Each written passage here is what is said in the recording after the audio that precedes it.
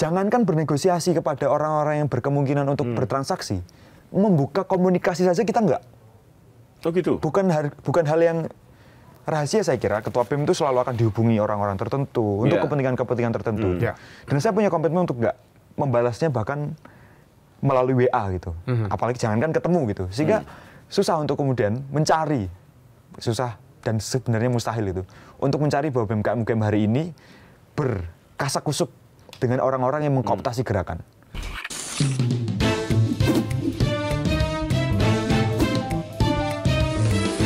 To the point aja.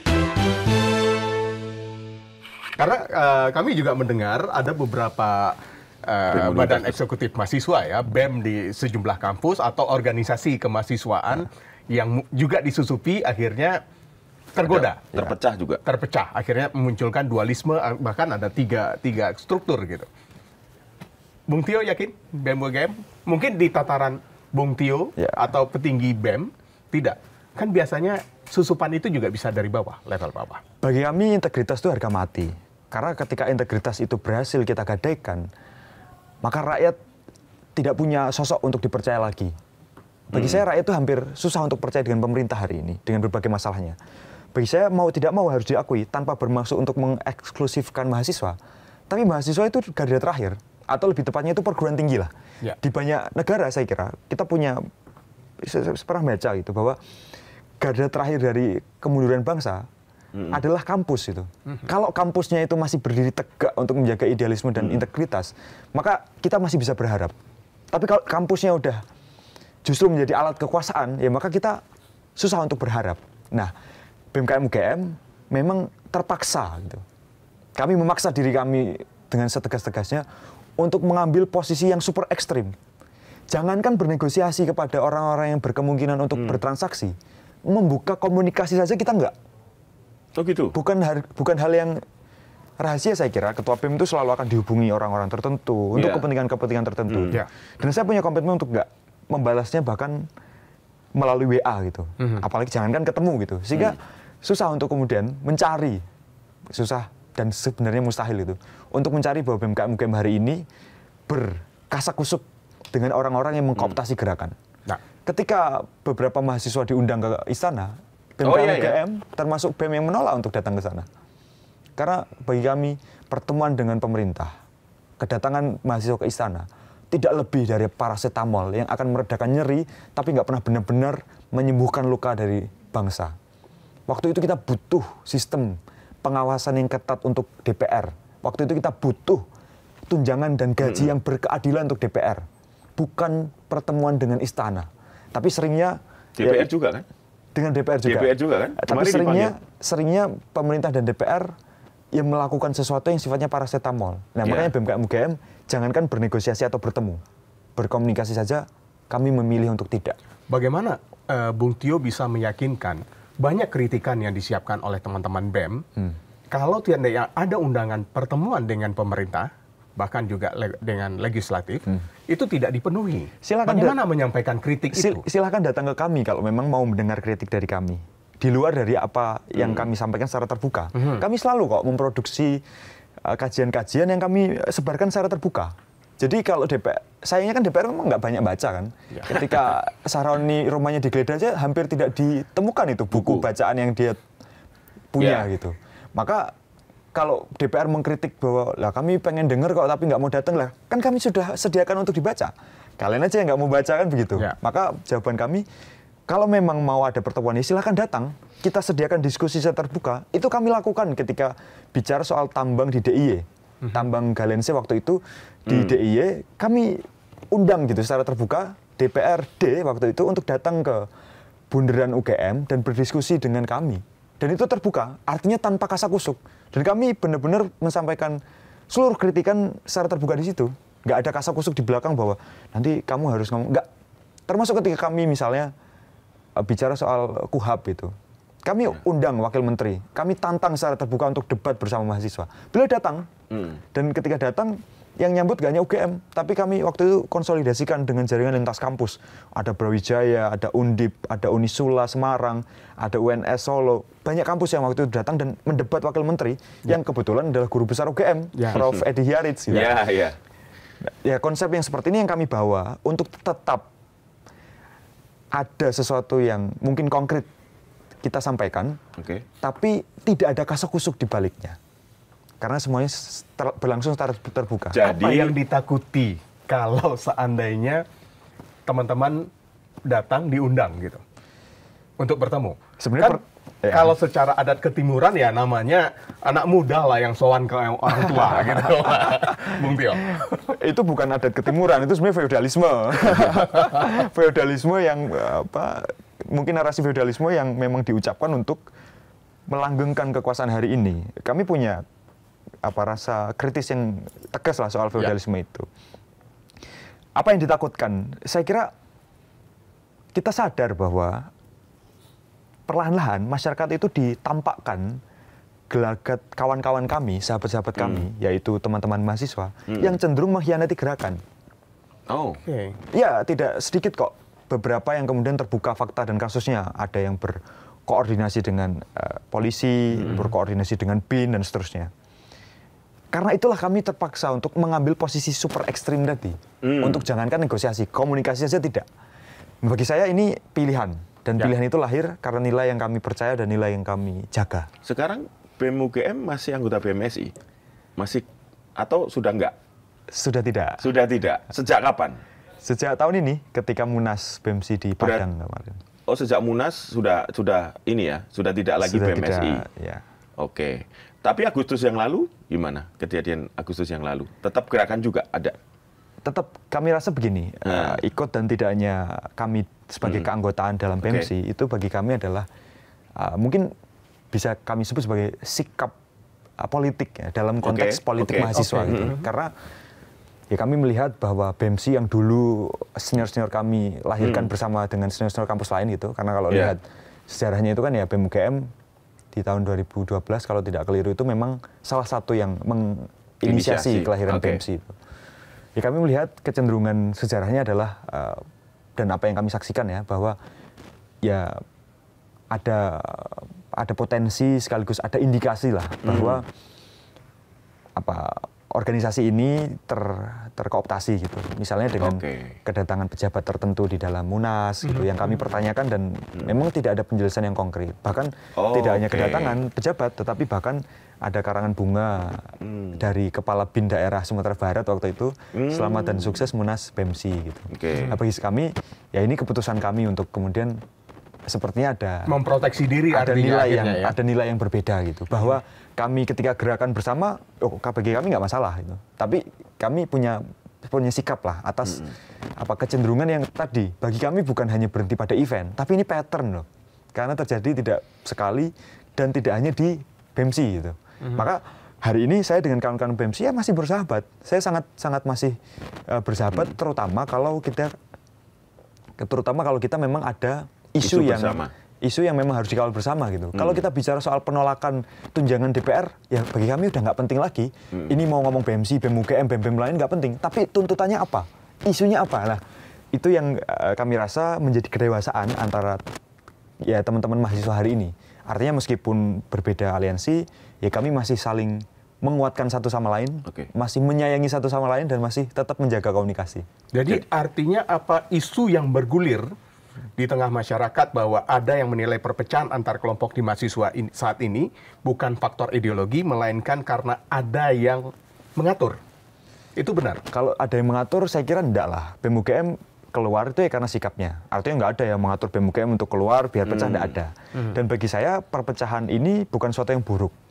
Slavoj Žižek itu kan mengatakan bahwa memang pasca abad 20 kita susah untuk merencanakan apa yang disebut sebagai revolusi gitu. Kita susah untuk melakukan gerakan perubahan revolusioner yang terencana dan tersistematis itu susah. Karena memang pasca abad 20 energi peradaban kita itu terkuras habis gitu. Sehingga kita butuh riset. Nah, yang ditawarkan oleh Slavoj Žižek adalah yang dibutuhkan oleh gerakan rakyat adalah rethinking gitu. Bagi saya perpecahan yang hari ini terjadi itu adalah momentum untuk saling berefleksi, momentum untuk berpikir ulang. Sebenarnya kita ini melakukan gerakan mahasiswa untuk apa? Harusnya dengan cara apa?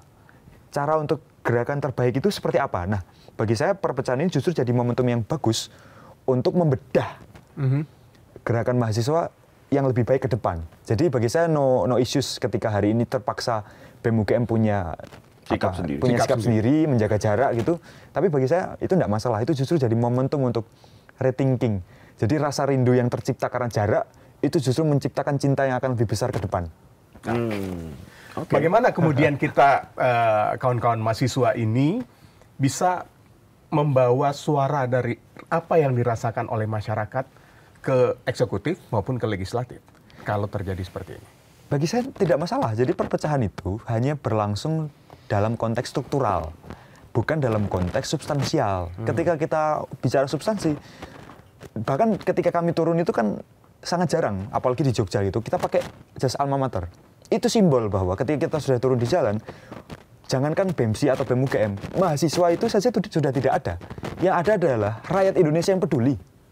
Jadi identitas sebagai mahasiswa itu kita lepas. Sehingga ketika di jalan, yang paling penting adalah substansi apa yang ingin kita suarakan, sekaligus identitas utama kita sebagai warga negara. Tapi kan gini, pada satu titik ya ketika publik atau masyarakat secara keseluruhan ini merasa capek dengan kebijakan pemerintah yang mengecewakan, itu pasti mereka kemana mahasiswa gitu kan. Mereka masih, ya mungkin ada sebagian yang masih melihat ketika tahun 98, apapun perubahan digerakkan oleh anak muda yang diwakili oleh kaum intelektual yaitu mahasiswa gitu. Artinya kan posisi mahasiswa ini masih penting gitu. Ya, gimana kalau sekarang mereka harus membangun, mungkin situasinya nggak ngerti ya, kalau kalangan Gen Z lebih berbeda lagi kan. Kalau 98 kan jelas ya berdasarkan organisasi kampus masing-masing yang saling mendukung kuat dan akhirnya waktu itu rezim yang sudah 30 tahun tumbang juga gitu kira-kira. Nah nanti bentuk gerakannya yang kan sekarang masih refleksi nih. Yang masih refleksi. Atau kira-kira gimana Tio? Seperti Nepal atau nanti bentuknya seperti apa Tio? Saya kira begini, kalau saya bilang ini adalah masa rethinking, itu bukan berarti kita nggak melakukan apa-apa. Itu satu hal tuh. Jadi kita tetap melakukan sesuatu, tetapi kesadaran yang lebih tinggi adalah kita sadar bahwa kita utamanya adalah rethinking. Kita berpikir ulang sebenarnya model gerakan seperti apa yang baik untuk ke depan. Yang jelas pertama adalah kalau rakyat masih berharap kepada mahasiswa ketika ada kebijakan publik yang nggak bagus, sebenarnya itu adalah gelagat dari masyarakat sipil yang belum mapan. Karena masyarakat sipil, masyarakat di dalam negara yang memilih sistem republik, itu kan sebenarnya tidak perlu mewakilkan aspirasinya ke dalam kelompok-kelompok tertentu. Dia punya tanggung jawab dan dia punya hak sendiri untuk menyuarakan apa yang menurut dia nggak beres. Artinya ketika masyarakat masih pengen hanya mahasiswa yang bergerak, itu sebenarnya perlu dikritisi juga. Karena ya ketika sudah bicara soal isu kemasyarakatan, ya mestinya semua masyarakat yang bergerak gitu.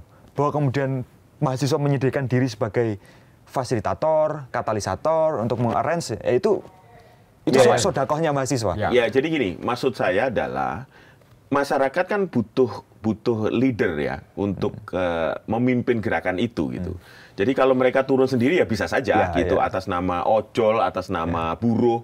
Tapi kan kalau mahasiswa kan beda ya, gerakannya pasti beda, akan lebih mengena, akan lebih didengar gitu. Kira-kira masih begitu ya. Atau masyarakat sipil yang lain bergabung.